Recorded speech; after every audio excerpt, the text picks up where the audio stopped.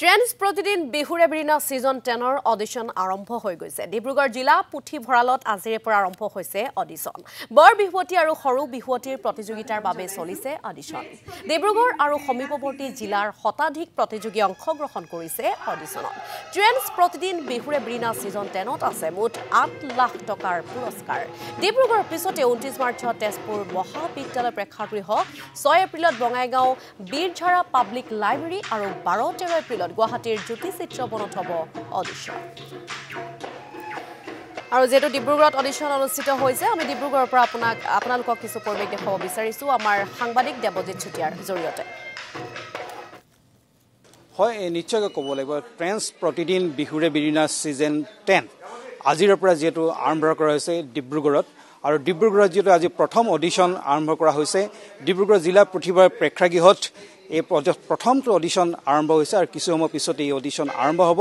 ইতিমধ্যে দেখা পাইছোঁ, আমি মঞ্চত দেখা পাইছে যে মঞ্চত যিসকল বিহুৱা তেওঁলোকে ইতিমধ্যে সাজু হৈছে আৰু আমাৰ যি প্ৰতিদিনৰ সকলো কৰ্মকৰ্তা বা ইয়াৰ সকলো টেকনিচিয়ান সকলোখিনি সাজু আৰু প্ৰতিযোগীসকলো যথেষ্ট আহিছে, বিভিন্ন স্থানৰ পৰা আহিছে, উজনি অসমৰ বিভিন্ন প্ৰান্তৰ পৰা প্ৰতিযোগীসকল আহিছে আৰু সকলোৱে আহি এই ট্ৰেন্স প্ৰতিদিন বিহুৰে বিৰিনাৰ সিজন 10ৰ প্ৰতিযোগী হ'বলৈ সকলোৱে অধীৰ আগ্ৰহে অপেক্ষা কৰি আছে। আমাৰ সকলো ফালে হাজিৰ ডিব্ৰুগড় জিলা পুথিভঁৰালত এই প্ৰতিযোগিতাৰ প্ৰথমখন অডিশন আৰম্ভ হৈছে। ইয়াৰ পাছতে আছে তেজপুৰ, তাৰপিছতে হ'ব বঙাইগাঁও, তাৰপিছতে হ'ব গুৱাহাটীত। এনেদৰে 4 স্থানত প্ৰাথমিক অডিশন আৰম্ভ হ'ব আৰু তাৰপিছতে মূল প্ৰতিযোগিতা যিটো গুৱাহাটী জ্যোতি চিত্ৰবনত আৰম্ভ হ'ব। ইতিমধ্যে দেখা পাইছে ডিব্ৰুগড় জিলা পুথিভঁৰালত সকলো সাজু হৈ উঠিছে। আমাৰ প্ৰতিদিনৰ সকলোবিলাক কৰ্মকৰ্তা, প্ৰতিজন টেকনিচিয়ান, প্ৰতিজন ইয়াৰ পৰিচালক সকলো সাজু, মাত্ৰ সময়ৰ অপেক্ষাত আৰু কিছু সময়ৰ পিছতে যিহেতু বিচাৰকসকল আহি নিজ নিজ আসন গ্ৰহণ কৰিব, গতিকে সকলোৱে সাজু হৈছে আৰু প্ৰতিযোগীসকল আহিছে বিভিন্ন ঠাইৰ পৰা আহিছে, দূৰ দূৰণিৰ পৰা আহিছে এই প্ৰতিযোগিতাত অংশগ্ৰহণ কৰিবৰ বাবে। কাৰণ এইটো সিজন 10, যিহেতু প্ৰতিদিন বিহুৰে বিৰিনা এইটো সিজন 10। আমাৰ ৰাজদীপ আছে। ৰাজদীপ, কেনেকুৱা আজি ডিব্ৰুগড় আৰম্ভ হ'বই এতিয়া কিছু সময়ৰ পিছতে? প্ৰথমতে অসমীয়া প্ৰতিদিন আৰু প্ৰতিদিন টাইমৰ পৰা সমূহ অসমবাসীলৈ বিহুৰ শুভ অভিনন্দন। আৰু আমাৰ ট্ৰেন্স প্ৰতিদিন বিহুৰে বিৰিনাৰ সিজন 10 আমি 10টা বছৰ কমপ্লিট কৰিলোঁ বিৰাট ছাকচেছফুলি, আৰু এইবাৰ আমি ষ্টাৰ্ট কৰিছোঁ ডিব্ৰুগড় অডিশ্যনেৰে। আৰু ইয়াত দেখিছেই গোটেই ৰাইজটোৰ এতিয়া ৰাতিপুৱাৰ পৰা আমাৰ অলমষ্ট এতিয়া 40 কেণ্ডিডেটছ মানটো ৰেজিষ্ট্ৰেশ্যন হৈ গৈছে।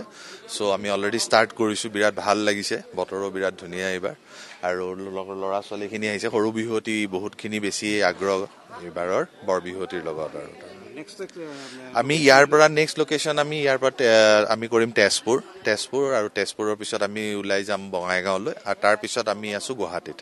আৰু হুঁচৰি যিটো আমাৰ ট্ৰেন্স প্ৰতিদিন বিহুৰে বিৰিনাৰ যিটো হুঁচৰি প্ৰতিযোগিতা, সেইটো আমাৰ 13 এপ্ৰিলত গুৱাহাটীৰ জ্যোতি চিত্ৰবনতে হ'ব।